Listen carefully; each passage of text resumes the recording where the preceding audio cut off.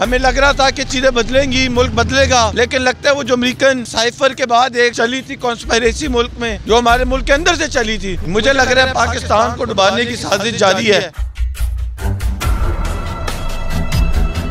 काफी हालात जो है बदतर हो चुके हैं, लेकिन इस सारी सूरत हाल के अंदर एक दूसरे को बुरा भला कहा जा रहा है, गिरफ्तारियां की जा रही हैं। पाकिस्तान का कौन सोच रहा है?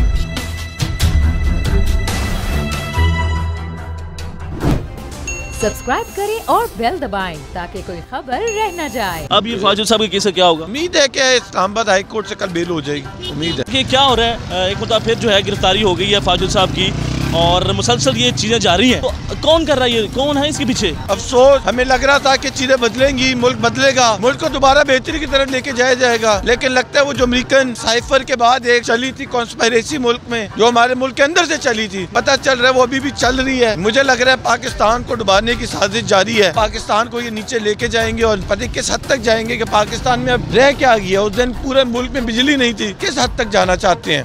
मतलब एक पॉलिटिकल पार्टी, आपको उसका मौक़िफ़ नहीं पसंद, इसका ये मतलब तो नहीं है बंदा उठा लो। एक जीपीओ के आगे इलेक्शन कमीशन के बाहर एहतजाज की है कि आपने जरदारी के बच्चे को लगाए है, इसका ये मतलब तो नहीं आप एक पार्टी का स्पोक्स पर्सन, एक लीडर उठा लो। मैं तो क्या हुआ कि इलेक्शन कमीशन इतना खफा क्यों हो गया और एक लफ्ज़ इस्तेमाल किया गया और उसके ऊपर जो है FIR दर्ज करवा दी गई? सेक्रेटरी साहब ने ये किया, मुद्दई है उसमें। क्योंकि सच बड़ा कड़वा लगता है। जाहिर है इनको पता है कि हकीकत इनकी औकात क्या है। राजा सिकंदर के अपने बच्चे सुने के पाकिस्तानी नहीं है, मतलब उसके पाकिस्तानी नहीं, कनेडियन नेशनल्स हैं। मतलब इनका क्या है इस मुल्क में? ये तो हमारी नेशनलिटीज भी पाकिस्तानी है, हमारा एक रुपया पाकिस्तान में है। ये तो हम डॉलर बढ़ते हैं तो हमारा नुकसान होता है, इनका तो डॉलर बढ़ने से फायदा होता है। तो सर ये बताएं गिरफ्तारियां कब तक होती रहेंगी? और गिरफ्तारियां जितनी भी करें, 100 करें, हम तैयार हैं, मुकाबला करेंगे, डट के करेंगे। जितनी गिरफ्तारियां करोगे दोबारा आएंगे, निकलेंगे, फिर आएंगे इंशाल्लाह। उम्मीद करते हैं आला अदलिया जागेगी, सो मोटो लेगी। मुझे उम्मीद है हमारी आला अदलिया अपना रोल प्ले करेगी, काजी बन के दिखाएंगे। ये ना हो कि सारे कहते ना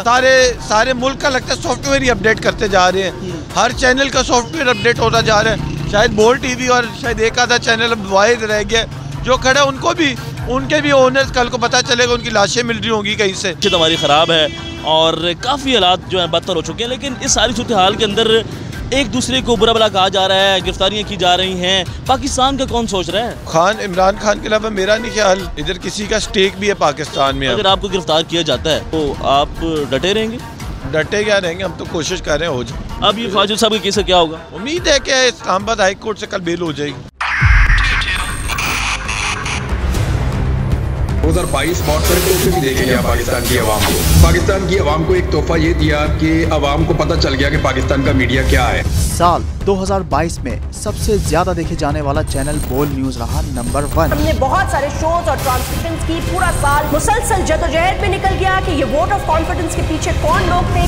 तोड़े रेटिंग के सभी रिकॉर्ड। सोशल मीडिया पर भी सबसे ज्यादा तेजी से 2.4 बिलियन व्यूज का संगे मील अबूर किया।